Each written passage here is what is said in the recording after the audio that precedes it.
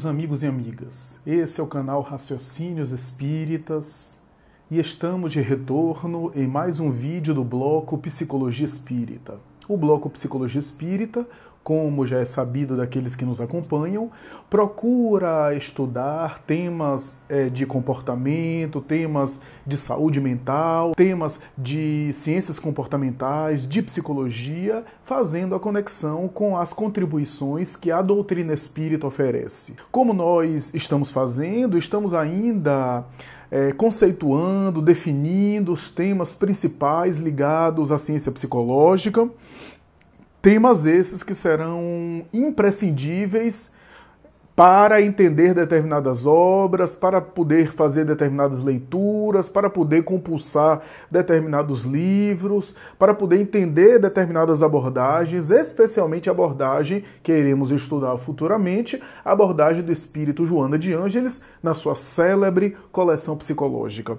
E o tema de hoje, um dos conceitos-chave, um dos temas básicos ligado à psicologia convencional, é o tema da psicologia analítica de Jung, a psicologia junguiana, um dos temas mais difíceis, um dos temas mais polêmicos, um dos temas mais sofisticados, um dos temas que causa mais controvérsia, e já digo logo, causava controvérsia com o próprio Jung, esse tema. Trata-se do tema da sincronicidade. É um tema difícil de entender, não é um tema fácil, é um tema que envolve uma série de reflexões importantes, é um tema que faz abstração muito grande, é um dos temas mais difíceis, se não for o conceito mais controverso da psicologia analítica. E Jung só finalizou e elaborou por completo esse conceito de sincronicidade já no final da vida.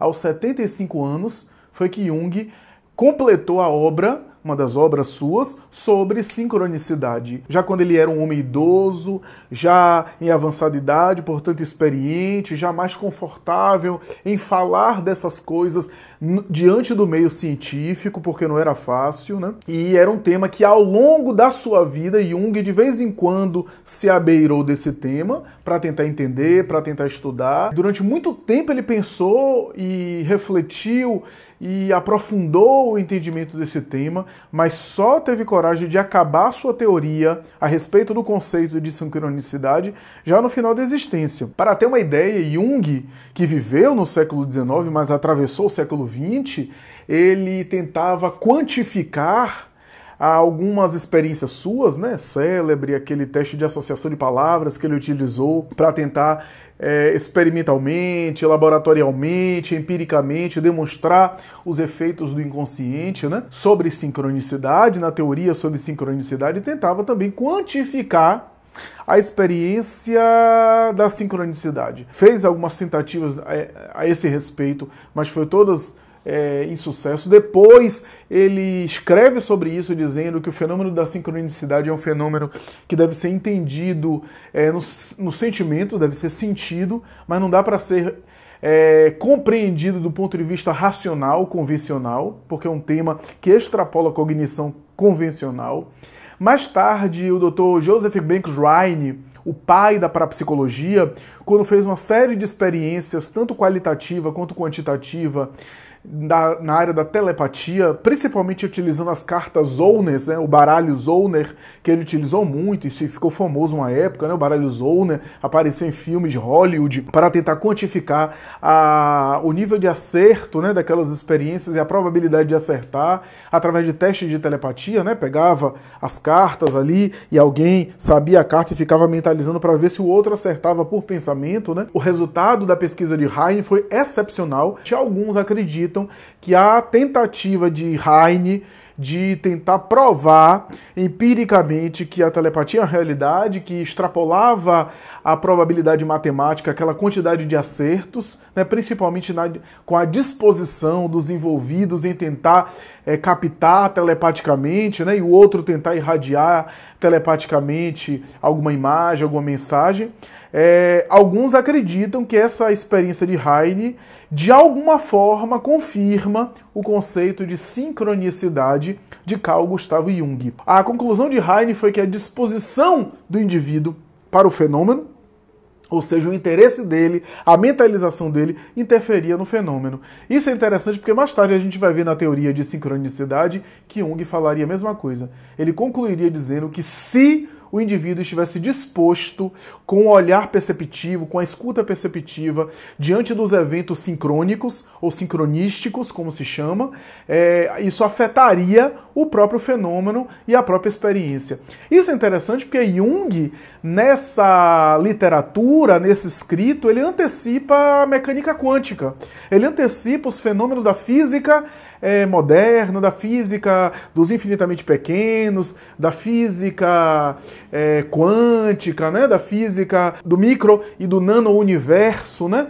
Que parece obedecer uma lógica diferente da física de Newton, da física clássica, da física dos corpos grandes, porque a mecânica quântica, a experiência, né, da mecânica quântica e das pesquisas e da física contemporânea assevera que o observador interfere no fenômeno observado, que a consciência de se estar observando, ou a interferência da consciência do observador interfere no fenômeno, né? Principalmente em relação às experiências quânticas, né? Da partícula, que se torna ora partícula, ora onda, né? A depender do observador diante do fenômeno observado. O que é sincronicidade na experiência junguiana? A sincronicidade é um evento ou é uma experiência na qual a gente tem algumas características importantes. Primeiro, é um evento que envolve fenômenos acausais, ou seja, que não obedecem a uma lógica de causa e efeito, pelo menos causa e efeito no sentido convencional. Quase sempre no mundo, a gente examina os fenômenos do mundo como de causa e efeito, linearmente falando, né? O mundo da matéria, então uma coisa que gera um outro fenômeno material. E é assim que acontece na física clássica, mas Jung vai dizer que no âmbito dos fenômenos psíquicos há fenômenos que não são causais, ou seja, que não tem uma causa, ou aparentemente não tem uma causa. São fenômenos que são atemporais, ou seja, que não estão situados num tempo específico e no espaço também específico. A gente vai entender isso mais adiante. É um fenômeno ou um evento que envolve uma coincidência significativa. O que é isso? Coincidência significativa. Isso é importante colocar. Coincidência significativa não é uma coincidência comum. Não é uma coincidência convencional. Por exemplo, eu saí e encontro uma pessoa com o mesmo tom de camisa que eu. Isso é uma coincidência, mas é uma coincidência aleatória. Não é necessariamente uma coincidência significativa. E o que é uma coincidência significativa? É quando uma coincidência ocorre, mas que tem um significado psicológico, um significado emocional e que quase sempre afeta o indivíduo, abala o indivíduo, mobiliza o indivíduo. E aí a gente entra no terceiro item da sincronicidade. Qual é o terceiro item? Jung escreveu que a sincronicidade sempre tem um caráter e um efeito luminoso, ou seja, mobiliza o indivíduo, ou seja, abala, no bom sentido da palavra, afeta o indivíduo, proporciona um estado de mudança de percepção, um estado de espírito e até às vezes uma mudança profunda na psicologia do indivíduo. São três características essenciais da sincronicidade. Envolve eventos acausais, atemporais e não espaciais, coincidência significativa e tem um caráter, um efeito luminoso. E aqui a gente entra no âmbito da psicanálise, da psicologia realmente dita, propriamente falada. Jung especulava que a sincronicidade era produzida pelo próprio inconsciente. O inconsciente é que produzia a sincronicidade. Para Jung, o fenômeno sincrônico pode implicar uma mensagem, ó, coincidência significativa, pode ter um significado de corrigir alguma coisa. Ou seja, ter uma dimensão simbólica de correção da vida, né? Então isso tem muito no popular, né? Existe muito no popular, mas acontece do ponto de vista da psicologia junguiana. Então, por exemplo, a pessoa tem um acidente de carro e é atropelada. Aí, de repente, 2 semanas depois, um acidente de carro de novo, é atropelado de novo, com as mesmas características. Ora, do ponto de vista da psicologia junguiana, talvez ali exista um evento sincrônico, né, uma sincronicidade, porque qual é a probabilidade matemática da pessoa, por exemplo, ser atropelada nesse espaço de tempo tão curto 2 vezes? Então, às vezes, é um inconsciente liberando alguma coisa, do ponto de vista da psicologia junguiana, para a pessoa prestar atenção. Alguma coisa a pessoa precisa prestar atenção. E é como se o inconsciente quisesse corrigir o rumo que a pessoa está levando, alguma coisa que não esteja muito bem esclarecida, alguma coisa que esteja na sombra, isso é, no inconsciente do indivíduo, e que o indivíduo precisa acessar. Nos eventos sincrônicos, uma das coisas que o indivíduo é chamado a desenvolver é a sua maturidade para escutar não apenas com o ouvido, porque a escuta no sentido da psicologia e da psicanálise é algo maior do que ouvir e do que ver. A escuta tem a ver com uma percepção mais acurada, mais sofisticada das coisas, né? É uma escuta que vai além da linguagem verbal, né? Uma linguagem não verbal, já que boa parte das coisas também, boa parte da linguagem não é verbal, né? Então essa escuta também de perceber os eventos sincrônicos. O indivíduo então começa a amadurecer para perceber os eventos sincrônicos, porque às vezes há eventos sincrônicos que ocorrem em nossas vidas e a gente não está atento. Não é que não aconteceu, os sinais aconteceram, mas é porque a gente não percebeu, não estava com a maturidade, com a sensibilidade, com a percepção aguçada. Essa escuta diferenciada vai sendo apurada com a maturidade psicológica, com o processo de individuação, a ponto da pessoa ficar mais atenta, a pessoa ter uma percepção mais aguçada para perceber esses eventos que o inconsciente às vezes assinala. Na terapia, na psicoterapia, é interessante porque às vezes a gente vai trabalhar com o indivíduo justamente para ele tentar entender o significado. Por exemplo, acontece alguma coisa com o paciente, alguma coisa que é uma sincronicidade. A gente vai trabalhar com o paciente para que o paciente consiga descobrir qual é o significado para ele daquele evento sincrônico. Porque o sentido, o significado é pessoal, é de cada um, né? E o paciente vai precisar descobrir isso com o terapeuta, né? Qual é o sentido, qual é o significado daquele fenômeno sincrônico, né? Qual é o sentido para a vida dele, do paciente. Esse é um dos objetivos da terapia junguiana. Há, para alguns autores, 3 tipos de sincronicidade. 3 tipos de sincronicidade. O primeiro deles é quando ocorre um sentimento que produz ou que resulta num efeito físico.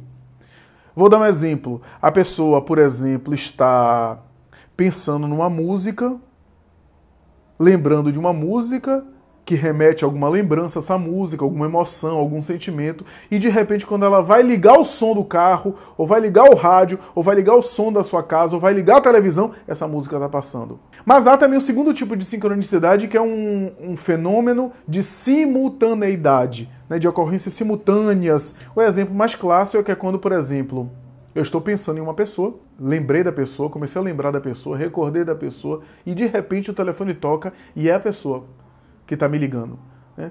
Claro, se a pessoa costuma me ligar toda hora, todo dia, é uma coisa. Mas, por exemplo, a pessoa nunca me liga. Ou me liga uma vez no ano. Raramente me liga. Aí eu estou pensando muito naquela pessoa. De repente o telefone toca aquela pessoa. Normalmente aí pode estar um evento sincrônico.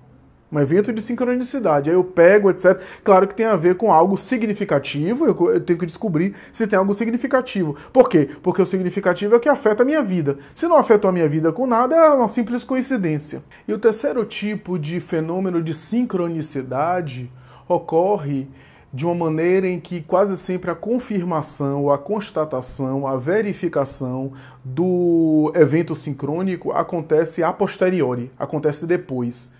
Vou exemplificar com um evento clássico, com ocorrência clássica, um sonho premonitório. A pessoa sonha e depois esse sonho acontece, né? Essa ocorrência se dá e a pessoa se dá conta que havia sonhado com aquilo quando se dá. Então ela confirma a posteriori. Na obra de Jung há um exemplo que ele próprio cita da experiência dele de terapia, né? A experiência dele de atendimento, que é o célebre caso do escaravelho, né? O escaravelho ou um besouro, né? A paciente falava de um sonho, né? Um sonho com um besouro, com um escaravelho, né? Quando Jung ouve um barulho na janela, ele levanta, pede licença, vai para lá e volta com o besouro.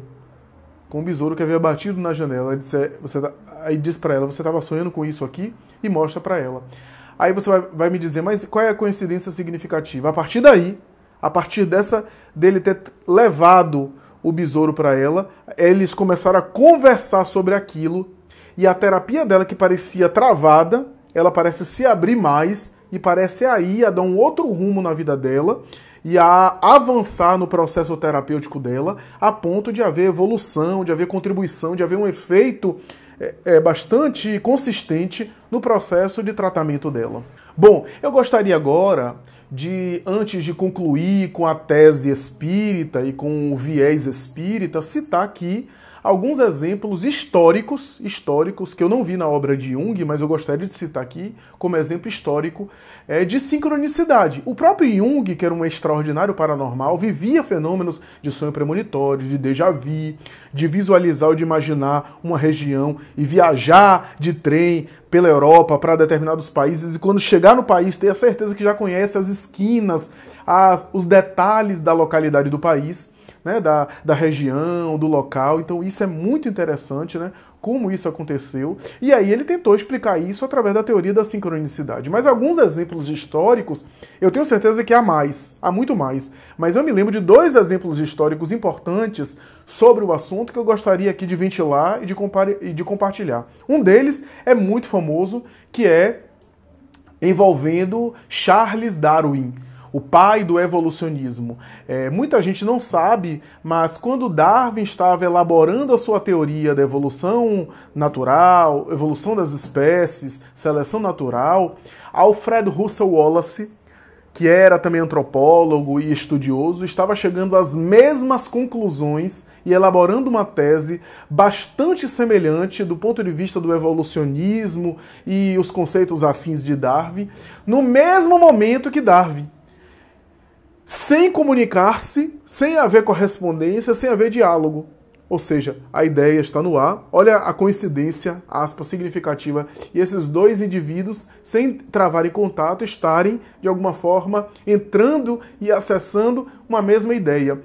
Quando Darwin ficou sabendo do livro de Wallace que ele estava elaborando, ele acelerou, apressou e divulgou antes a sua teoria, e mais tarde realmente parece que a obra de Darwin foi melhor elaborada. O próprio Russel Wallace parece que não publicou logo a sua obra porque achou que a tese de Darwin, a colocação de Darwin estava mais bem elaborada. Detalhe aqui curioso, abre parêntese, Alfred Russel Wallace era espírita, fecha parêntese. Eu acredito pessoalmente que é provável que Santos Dumont e os irmãos Wright, na mesma época, viveram um fenômeno de sincronicidade, ambos trabalhando para colocar o primeiro mais pesado que o ar para voar, né, e se tornarem pioneiros da aviação. Até hoje é uma controvérsia muito grande em torno de quem seriam os pais da aviação, se seriam os irmãos Wright ou Santos Dumont. Quantas outras ocorrências! Bom, agora, antes de encerrar, é necessário fazer a abordagem espírita, o viés espírita. O que é que a psicologia espírita pode contribuir com esse fenômeno da sincronicidade? Em verdade, nós acreditamos, pessoalmente, que o fenômeno da sincronicidade foi uma forma genial, bem elaborada e bastante refinada que Jung encontrou para lidar com fenômenos que tocavam o mundo espiritual, que tocavam o luminoso, a experiência de deslumbramento, de arrebatamento, que quase sempre tem a ver também com a experiência sagrada, né? Com a dimensão sagrada, e a sincronicidade tem uma consequência luminosa, né?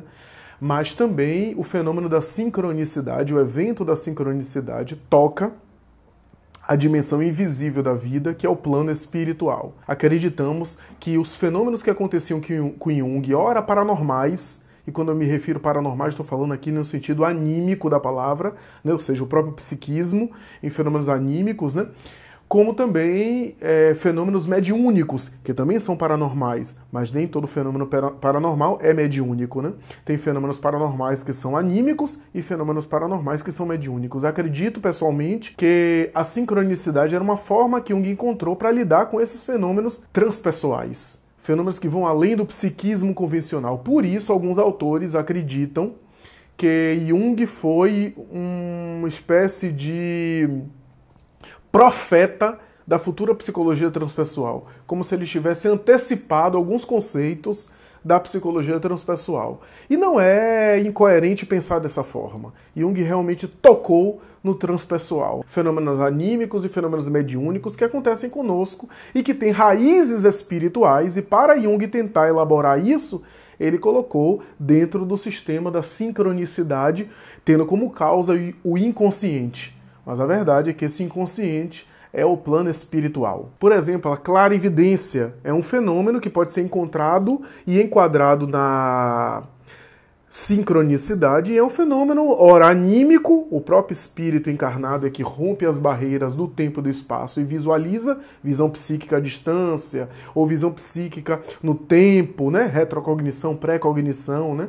Essa vista da alma, como dizia Allan Kardec, né? Reminiscências reencarnatórias, né? O espírito também liberto da matéria, seja no sono, seja em vigília, vê fenômenos que mais tarde ele encontra no mundo físico, como é o caso de cidades, de regiões, que pode ser tanto antecipação do psiquismo, fenômeno anímico para frente, o psiquismo viu regiões que mais tarde ele veria, como pode ser um déjà vu, no sentido de que o espírito ele acessou as suas memórias passadas, reencarnações passadas, e, portanto, ao acessá-la e ao ver, ele se lembra dessa lembrança que ele ativou. Tem um fenômeno, um conceito interessante que Hermínio de Miranda, aquele autor espírita, coloca, que é interessante a gente aqui considerar, que é chamado de simetria histórica. Hermínio de Miranda, nas obras dele, algumas delas muito bem elaboradas, muito escritas, ele vai tentar fazer uma espécie de conexão entre uma personagem e outra, quando ambas foram o mesmo espírito que reencarnaram. E ele percebeu, ao examinar algumas delas, e outras que ele levanta a hipótese de um ser o outro, baseado nessa ferramenta, nesse instrumento de pesquisa, né, de averiguação, que ele chamou simetria histórica. O que é isso? Ele percebeu que muitas vezes personagens que foram o mesmo espírito viveram situações que se repetiram, fenômenos que se repetiram nas suas vidas. Então, alguém que foi que viveu uma situação X, e aí ao examinar a situação Y, séculos depois, ele percebe que alguns eventos parecem ter se repetido na vida desse sujeito, familiares, de enfermidade, de saúde, etc. E ele ficou bastante intrigado com isso. E graças a isso ele percebeu que essa sincronicidade de repetição são, na verdade, conteúdos de reencarnações que podem ser usadas, portanto, essa sincronicidade para falar de padrões reencarnatórios. Olha um outro viés que a psicologia espírita aqui vem ajudar a avaliar. E por fim, eu gostaria de chamar a atenção para um detalhe da obra kardeciana que passa às vezes despercebida. Quando Allan Kardec escreve mais ou menos assim, ele vai dizer que o indivíduo que desenvolve a sua dimensão espiritual, que amadurece a sua natureza espiritual, começa a perceber em detalhes ao seu redor, em manifestações muito sutis, a presença dos espíritos e a influência do mundo espiritual sobre o mundo físico. Não apenas um fenômeno ostensivo do transe e da reunião mediúnica. Ele vai dizer que de 1000 modos o mundo espiritual nos influencia e que a gente muitas vezes não percebe, não está atento ou não amadureceu o olhar, aquilo que em psicologia chama a escuta que não é audição. Quando Allan Kardec examina a questão da maturidade do senso moral, esse é o termo que ele usa, esse indivíduo, com essa maturidade do senso moral, ele até dispensa a reunião mediúnica, não é tão importante ele ficar vendo o fenômeno mediúnico, porque ele percebe no dia a dia, de maneira sutil, de 1000 modos, a presença dos espíritos na sua vida e o mundo espiritual lhe influenciando. Por isso, meus amigos, a experiência da sincronicidade é uma experiência interessante, que pode modificar, que pode ter um abalo no indivíduo, no sentido de afetá-lo, né, de provocar ele uma modificação, uma mudança de estado de ânimo, mas é necessário também a maturidade da individuação para não ficar apenas esperando sinais, ou não ter olhos de ver os sinais. Ou então os sinais já passaram, só que a gente fica sempre insatisfeito buscando mais sinais. Na área espírita é muito comum, a pessoa já recebeu uma mensagem psicografada, 1, 2, 3, e fica sempre esperando uma outra mensagem psicografada pessoal. Certa vez eu conversava com um amigo sobre isso. Ele, eu queria uma mensagem só para mim. Eu disse, mas no Evangelho você tem mensagens extraordinárias. Mas ali não é endereçado para mim. Então a gente fica com essa imaturidade de ficar apenas esperando sinais. quando Jung diz que às vezes é necessário que nós também busquemos os sinais. Tenhamos o amadurecimento psicológico de estar dispostos e voltados para o sinal. Porque quando isso acontece, a gente começa a perceber os sinais e começa sutilmente a penetrar nas realidades mais sutis da vida, nas realidades mais transcendentais da vida, que estão ao nosso redor, no nosso psiquismo, mas também no mundo espiritual que nos cerca e que se acotovela conosco, como escreveu o grande Allan Kardec.